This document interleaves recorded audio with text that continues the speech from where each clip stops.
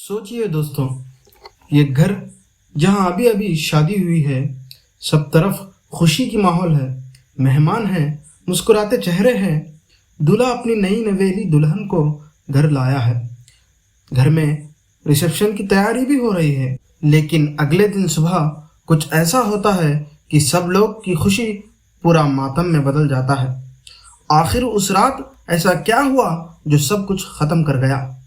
अस्सलाम वालेकुम दोस्तों, मैं हूं मिस्टर खोजी और आज हम बात करेंगे अयोध्या के एक ऐसे केस की जहां खुशी का जश्न सिर्फ एक रात में मौत के सन्नाटे में बदल गया।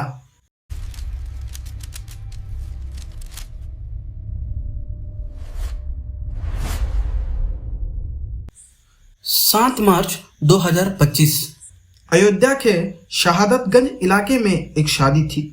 दूल्हा था प्रदीप, एक सीधा साधा लड़का, और उसकी नई दुल्हन शिवानी।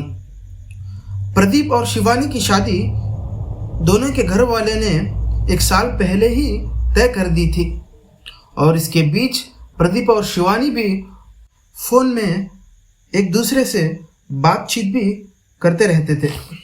जब शादी ख़त्म हुई तो अगले दिन 8 मार्च को दुल्हन की रुखसत हुई और शौहर के साथ वो अपने ससुराल आ गई। यहाँ दूल्हे के घर में भी शादी की खुशियाँ मनाई जा रही थी।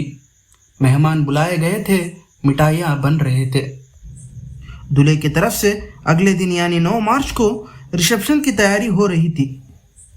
सुबह रिसेप्शन के काम बहुत थे तो सब लोग सो गए और सुबह मंडी भी जाना था।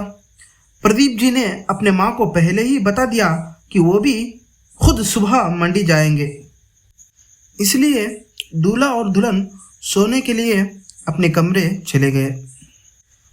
अगले दिन सुबह 7 बजे प्रदीप की बहनों ने दरवाजे पर दस्तक दी और दरवाज़ा खटखटाने लगे। खटखटाने पर अंदर से कोई जवाब नहीं आया। बहनों ने अगली 2-3 बार आवाज़ देने पर भी अंदर कोई रिस्पॉन्स नहीं आ रहा था। शायद शादी की पहली रात थी, इसलिए आवाज़ देने में या दरवाज़ा खटखटाने में उनको भी थोड़ा हिचकिचाहट महसूस हो रही थी। इसलिए उन्होंने अपने माँ को बुलाया। माँ आके उठाने पर भी अंदर से जवाब नहीं आ रहा था। सबको टेंशन होने लगी। काफ़ी देर फिर से खटखटाने पर भी डोर नहीं खुला तो सब घबराने लगे। बाकी रिश्तेदारों ने आकर जमा होकर दरवाज़ा खटखटाने ट्राई किया तो भी नहीं खुला। घबराहट और बढ़ने लगी। सबने मिलकर तय कर दिया कि दरवाज़ा तोड़ा जाए। सब लोग टेंशन और घबराहट में दरवाज़ा तोड़कर अंदर गए तो अंदर का नज़ारा देखकर सब दंग रह गए। वहाँ अंदर का नज़ारा काफ़ी डरावना था। जो दूल्हा दुल्हन कल तक खुशियों का हिस्सा थे, आज उनकी हालत, घर का माहौल बदलने वाला था। क्योंकि अंदर जब उन्होंने देखा, ऊपर प्रदीप पंखे से लटका हुआ था और नीचे बेड पर शिवानी दुल्हन के ही लिबास में ऐसे बेजान हालत में पड़ी थी जैसे सांस रुक गई हो। फौरन दोनों को हॉस्पिटल ले गए और पुलिस को भी बुलाया गया। हॉस्पिटल में डॉक्टर ने कहा कि दोनों की मौत हो गई। पुलिस ने पूछताछ शुरू की। दूल्हे के भाई दीपक ने बताया कि वो सब्जी लेने मंडी गए थे। वहाँ से उनको घर से फ़ोन आया कि घर जल्दी आओ। जब आके उन्होंने देखा तो उनका भाई पंखे से लटके हुए थे।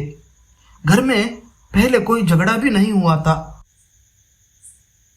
जब पूछताछ के लिए वहाँ के रिश्तेदारों को जो कुछ भी क्राइम सीन पे मौजूद थे उनको पूछा गया तो उन्होंने कहा कि दरवाज़ा अंदर से लॉक था। पुलिस इस सोच में पड़ गई, रात से लेकर सुबह के बीच ऐसा इस कमरे में क्या हुआ कि इन दोनों की मौत हो गई।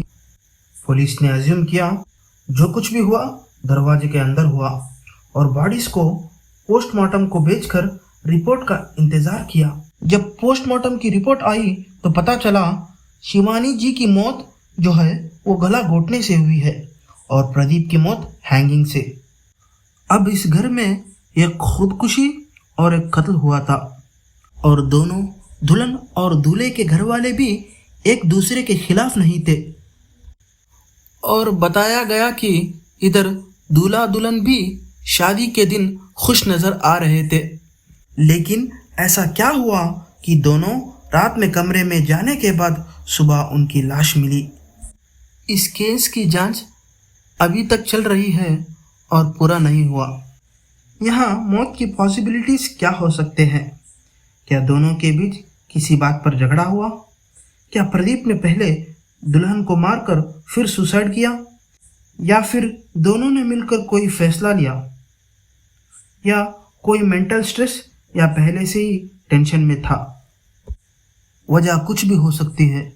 दोस्तों याद रखें कि कभी भी जिंदगी के पीछे क्या चल रहा है ये हमें समझ नहीं आता। हर चेहरा मुस्कुराता जरूर है, लेकिन हर दिल में सुकून हो ये ज़रूरी नहीं। तो आज की क्राइम स्टोरी यही ख़त्म होती है। केस के बारे में कोई अपडेट मिला तो मैं आपको बताऊंगा। ऊपर वाले से यही दुआ है कि हम सबको सही सलामत रखे। आप भी होशियार रहे, अपने साथियों की ख्याल रखे, दुआ में याद रखे। खुदा हाफिज। आपको हमारा वीडियो पसंद आए तो लाइक, सब्सक्राइब और शेयर करना न भूलें।